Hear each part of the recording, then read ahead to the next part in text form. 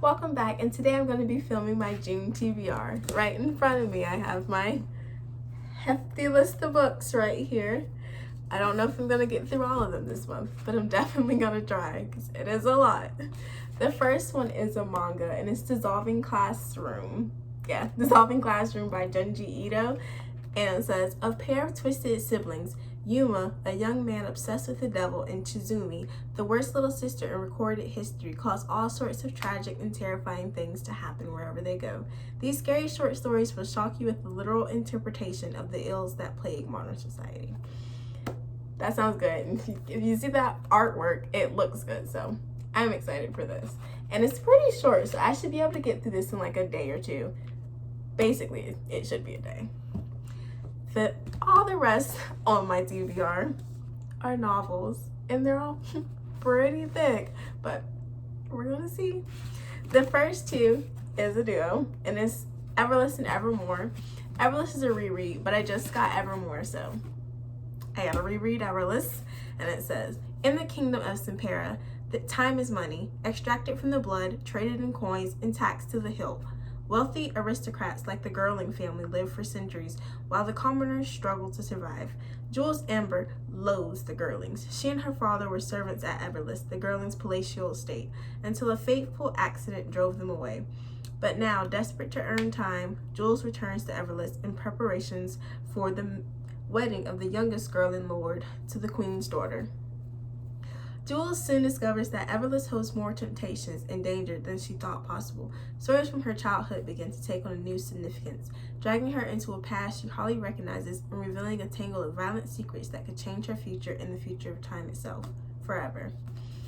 And then Evermore says, long ago, I stole the sorcerer's heart, now she wants it back. Jules Ember was raised hearing legends of the wicked alchemist who stole the good sorcerer's heart, dooming her people to live and die by the time extracted from their blood and traded as currency. Wealthy aristocrats live for centuries while the commoners struggle to survive. But Jules has just learned the truth. She is the alchemist, and Carol, a woman who single-handedly murdered the queen and Jules' first love, Ronan, in cold blood, is the sorceress. Now Carol will stop at nothing to destroy Jules and reclaim her heart, and it is only by piecing together the mysteries of her first life that Jules will be able to save the person who has captured her own heart in this one. And I definitely don't remember anything from Everless. I read it in like last year, 2 years ago, so I definitely don't remember it. So I'm excited to jump back in. From what I remember, I did really like Everless. It was a little shaky and a little slow at times, but I did really like it. The next 4 books on my TBR, all from the same series, is The Merciless by Danielle Vega. I've read books 1, 2, and 4, but I just got 3, so I'm excited to read the whole series all together because I absolutely love this series. Like, Danielle Vega knew what she was doing, went after my own heart. So, first we have The Merciless, and it says, forgive us, Father, for we have sinned, on the back. I don't know if you want a synopsis for all of these. Like, we basically follow different stories of girls, and they get like infected by the devil, but then you kind of like I don't even know how I would explain it. It's just like basically they're all infected by the devil after they meet this one girl, or they don't know. I'm just, you know what? I'm just gonna read the synopsis because my mind isn't working right now and I can't like put it into words and summarize what this series is about. Brooklyn Stevens sits in a pool of her own blood, tied up and gagged. No one outside of these dank basement walls knows she's here. No one can hear her scream. Sophia Flores knows she shouldn't have gotten involved. When she befriended the popular girls on her first day at school, she admired their perfect hair and their good girl ways. They said they wanted to save Brooklyn. They wanted to help her. Sophia didn't realize they believed Brooklyn was possessed. Now Sophia's new friends are performing an exorcism on Brooklyn, but their idea of an exorcism is closer to torture than salvation. In this one. So that's what this one is about. And Brooklyn and Sophia come up in like the other series of books in the series, but it's like not mainly about them. I can't explain it. I'm just gonna stop trying because I can't explain it.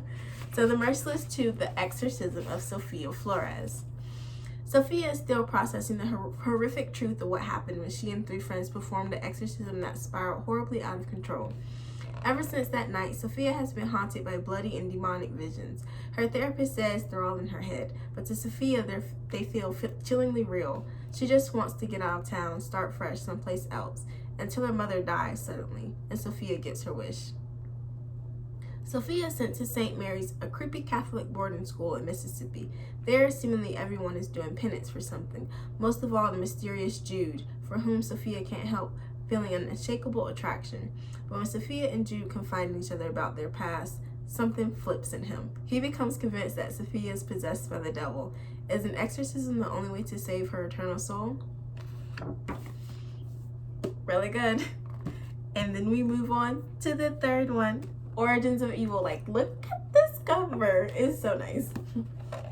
And it says, Brooklyn knows that there's no good without evil, no right without wrong, and when a helpless girl calls her teen helpline, whispering that someone is hurting her, Brooklyn knows that she needs to save her anonymous caller, even if it means doing something bad. Her parents and friends assure her the call was probably a prank, but Brooklyn has always had a tendency to take over, whether someone has asked for help or not. Then the call came from Christ First Church. Soon Brooklyn is plunged into the cultist community of his youth group. She's especially drawn to Gavin, the angelic yet tortured pastor's son. Torn between an unstoppable attraction to Gavin and her obsession with the truth, Brooklyn is forced to make a devastating choice to rid Christ First Church of evil once and for all. But the devil has plans for Brooklyn's soul. I feel like this is like a prequel, kind of like how Brooklyn all started. I'm excited to read this. And then the last one, which I read this one the most recently, is The Last Rites, The Merciless Four. And it says, the ropes tighten on Berkeley Hubbard's wrist. Blood drips down her fingers and lands with a smack on the cold floor of the church basement. She's trapped, bound and petrified by fear. A knife punctures her fragile skin as Berkeley's captors search for the mark of the devil on her body. They say they want to save her, drive the devil away and cleanse her soul, but the cuts are deep, the pain is agonizing. When Berkeley arrived in Italy a week ago, she never expected to be fighting for her life. After spending 6 months at the Institute, confined to a room with the dangerous yet alluring Sofia Flores, Berkeley was certain that a vacation in Italy with her two best friends would be the perfect getaway. But Berkeley is hiding a terrible secret, one that threatens to upend her life all over again.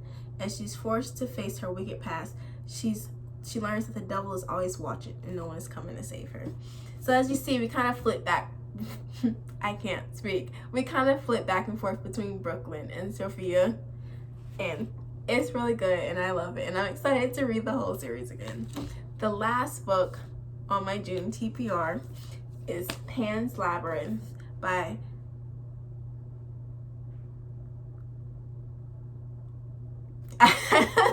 I can't even say it. It's right there. Del Toro and Cornelia Funk, The Labyrinth of the Fawn. I'm so sorry, but I cannot pronounce those names. And oh, if you see the book, gorgeous. And this book is not for the faint of heart or weak in spirit. It's not for skeptics who don't believe in fairy tales or the powerful forces of good. It's only for brave and intrepid souls like you who will stare down evil in all its forms. Inspired by the critically acclaimed film written and directed by Oscar winner and reimagined by New York Times bestselling author Cornelia Funk, this haunting tale takes readers to a darkly magical and war-torn world filled with richly drawn characters, including trickster fawns, murderous men, child-eating monsters, courageous rebels, and a long-lost princess hoping to be reunited with her family. And apparently this is also a movie. I've never heard of the movie, but if I love the book, I definitely just might check out the movie to see what it's about.